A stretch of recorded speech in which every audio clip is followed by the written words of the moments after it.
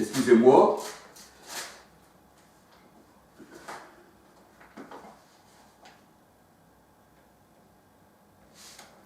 Alors voilà ce qu'il est dit, parce qu'on voit que c'est le Seigneur, eh bien, qui fait tomber, qui relève, qui fait égarer, hein, qui les égare, hein, Romains 1, 27, hein, donnons à chacun, eh bien, selon son cœur, qui dit le Seigneur.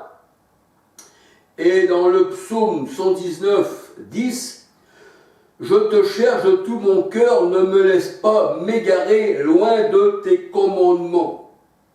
Ne me laisse pas égarer. Donc, la parole de Dieu nous dit que c'est Dieu qui peut égarer les uns et attirer les autres. Psaume 119, 10. Alléluia. Et seul le Seigneur a le pouvoir de jeter dans la géhenne. C'est pas comme l'église catholique que nous voyons là, il y a soi-disant un personnage avec des cornes, puis c'est lui qui jette dans le feu. Ça va croire que ce personnage-là, eh bien, il n'était pas mauvais, puisqu'il aidait le Seigneur à mettre les gens dans le feu. Donc il était ami de Dieu sûrement, parce que s'il désobéissait, il les mettait dans le feu. Alors que la Bible, elle dit que le diable, Satan, hein, dans l'Apocalypse, qu'il est jeté dans le feu avec le faux prophète, avec la bête. Le diable, hein, nous savons que c'est des hommes. Alléluia. Luc 12, verset 4-5. Et la parole de Dieu nous dit que c'est le Seigneur, psaume 33, verset 15, qui forme le cœur à tous. Parce que le Seigneur peut te donner un cœur nouveau, avec un commandement nouveau. Ézéchiel 36, versets 25, 26, 27. Alléluia. Nous savons que le cœur, c'est l'esprit. Zacharie 12, verset 1. Il peut changer ta pensée. La pensée du monde, il peut te l'enlever, le Seigneur, mais il peut donner sa propre pensée. La pensée du Christ. Si tu es au Seigneur, eh bien, si tu es son élu, il te donnera sa pensée. Alléluia. 1 Corinthiens 2, versets 12 à 16. Romains 11, versets 34, 35, 36. Et tu reçois l'Esprit du Christ. Romains 8, 9. Acte 15, verset 8. Ou alors, un esprit de réprouvé. Deutéronome 28, 28. Alléluia. Alors je vais regarder Acte 15, 8.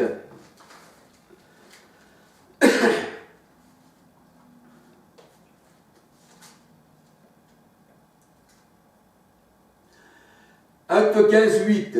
Et Dieu qui connaît les cœurs leur a rendu témoignage en leur donnant le Saint-Esprit comme à nous. Donc c'est Dieu qui donne le Saint-Esprit. Et il souffla sur ses disciples, Jean 20, 22, et il dit, recevez l'Esprit Saint. Alléluia. Donc il peut donner l'Esprit Saint, mais il peut te donner aussi un esprit d'égarement, un esprit d'agitation, un esprit de fornication. Alléluia.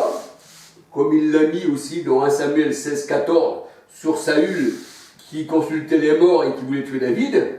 Alléluia. Alors, Deutéronome 28, 28. Deutéronome 28, 28.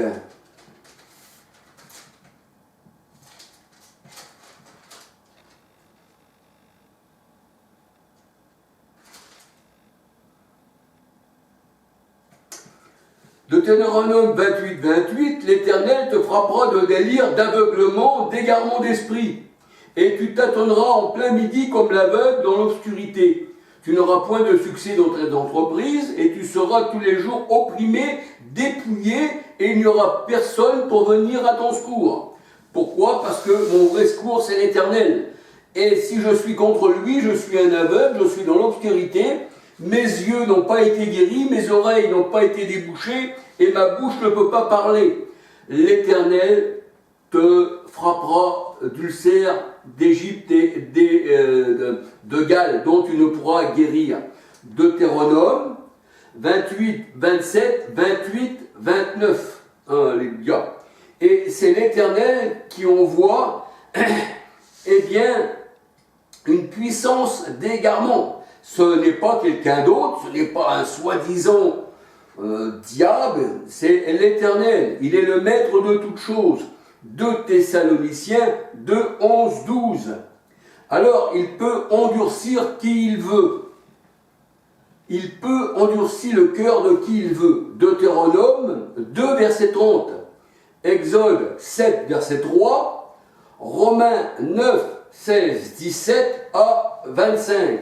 C'est lui qui fait les bases d'honneur et c'est lui qui fait les bases de déshonneur. Mais si tu ne marches pas selon ses préceptes ou si tu n'as pas été trouvé comme un vase d'honneur, la parole de Dieu nous dit, il brise le vase.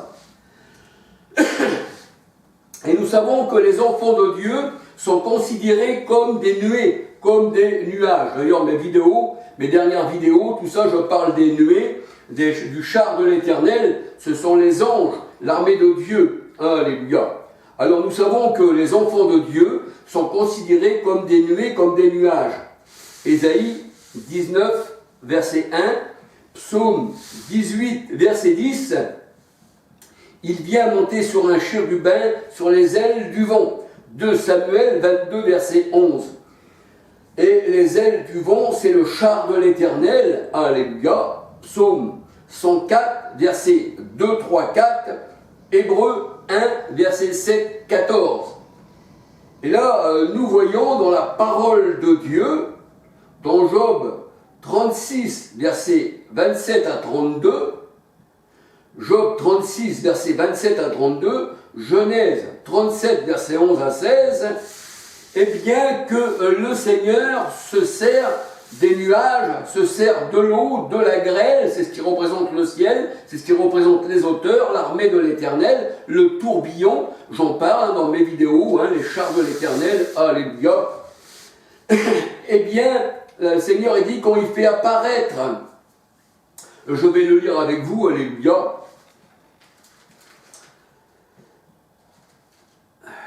Job, on va regarder dans Job 37.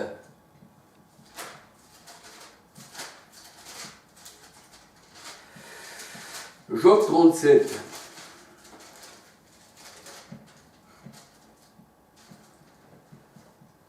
Alors on va lire Job 37, verset 2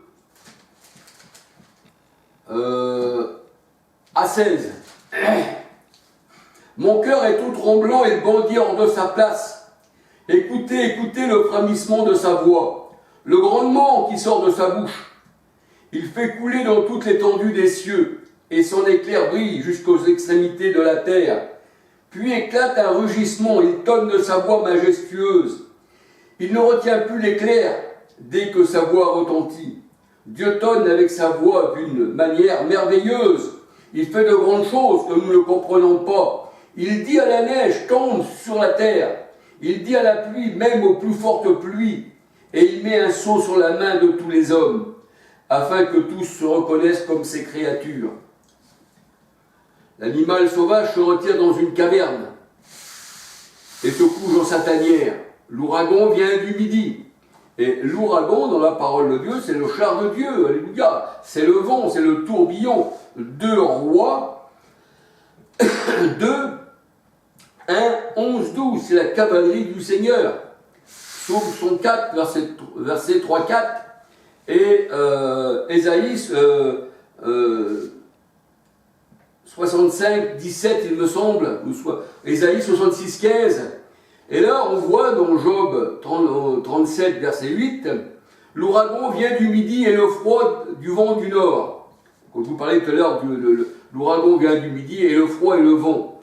Et au verset 10, Job 37, 10, par son souffle, Dieu produit la glace. Job 32, verset 4, le souffle, c'est l'esprit et il produit la glace, il produit le froid, il peut produire aussi le chaud, parce qu'il est le Dieu qui est un feu dévorant, et il a fait de ses serviteurs des flammes de feu. Alléluia. Alors Job 37, verset 11, Il charge de vapeur les nuages, c'est-à-dire les nuées, il les disperse étincelant, leur évolution varie selon ses desseins. Leur évolution varie selon ses desseins. C'est-à-dire le Seigneur peut avoir envoyé ses anges, soit pour une malédiction qu'il les envoie, ou aussi par une bénédiction. Alléluia. Ça varie selon ses desseins, pour accomplir de tout ce qu'il leur ordonne sur la face de la terre habitée. C'est comme une verge dont il frappe sa terre. Ésaïe 11, verset 4. Alléluia. Ou comme un signe de son amour qu'il les fait apparaître. Alléluia. Alors au verset 15, Job 37, 15, sais-tu comment Dieu les dirige et fait briller bien ses nuées? Comprends-tu le balancement de la nuée? Alléluia. Donc on voit que quand le Seigneur il envoie ses anges, je crois que c'est pour une bénédiction, mais aussi pour une malédiction. Et là, nous voyons, quand il a envoyé la pluie, quand il a envoyé, on va dire, les outres des cieux, qui représentent aussi les hommes, eh bien, on voit que la terre, les hommes, eh bien, l'eau passait par-dessus les montagnes. Genèse 7, versets 10, 11, 23, 24. Il les avait envoyés pour inonder la terre. Alléluia.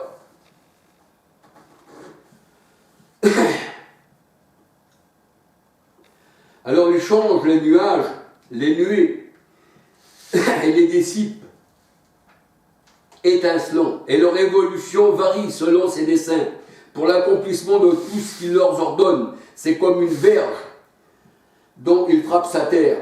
Ésaïe 11, 4, ou comme un signe de son amour qui les fait apparaître. Nous voyons que la parole de Dieu varie selon le plan de Dieu. La parole, ça peut être une verge ou une bénédiction, ça peut être comme l'évangile, une odeur de vie pour les uns, mais aussi une odeur de mort pour les autres. Donc ça varie. Alléluia. Je voulais regarder dans la parole de Dieu encore. Job 36, Job 36 à 30. Job 36, versets 27 à 30. Il attire à lui les gouttes d'eau, il les réduit en vapeur et forme la pluie. Les nuages la laissent couler, il la répand sur la foule des hommes. Et qui comprendra le déchirement de sa nuée, le fracas de sa tente. Et nous savons dans la parole de Dieu que nos corps sont des tentes. Alléluia. C'est pour ça que même Paul disait, il me tarde de quitter cette tente.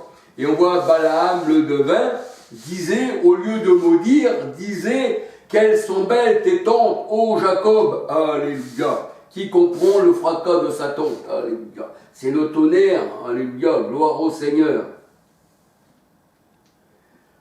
Alors je ne veux pas aller plus loin, que le Seigneur vous bénisse. Comprenez par ces paroles que c'est Dieu qui châtie, que c'est lui qui bénit, c'est Dieu qui sépare les hommes d'avec les hommes. Jean 11, 52, nous voyons qu'il met les brebis à part et les boucs à part. Alléluia. Et nous voyons dans Genèse 1, qu'il a séparé les eaux d'avec les eaux et les ténèbres d'avec la lumière. Alléluia. Mais lui-même peut se présenter comme les ténèbres. Il peut être pour toi comme les Égyptiens et pour les enfants de Dieu bien comme les Hébreux. Parce que la colonne de nuée, de l'avant, c'était la lumière, mais à l'arrière, c'était les ténèbres. Alléluia. Alors comprenez bien que Dieu est tout-puissant. Et que ceux qui mettent des esprits, par exemple, qui allaient venir entrer en eux, et puis les posséder ici et ça vient des personnes qui vous ont mis ça bien dans l'esprit, et qui par là se font payer, qu'on appelle des exorcistes, et ils se font payer de grandes sommes. Donc ils faisaient croire aux gens qu'il y avait des personnes, des esprits impurs, qui pouvaient rentrer en vous. Les esprits impurs existent, c'est les hommes, ils peuvent vous égarer, c'est certain, mais c'est les hommes. Mais le Seigneur a dit, je leur ai envoyé une puissance d'égarement pour qu'ils croient au mensonge. car égarés eux-mêmes, dans leurs égarements, ils en égarent aussi des autres. Alléluia. Alors un petit bonjour à tout le monde, alléluia, que le Seigneur vous bénisse abondamment. Il est bon de parler de la parole de Dieu, parce que c'est le Seigneur qui nous fait comprendre les choses. Et si on a bien compris ces choses-là, ça veut dire qu'on est né de nouveau.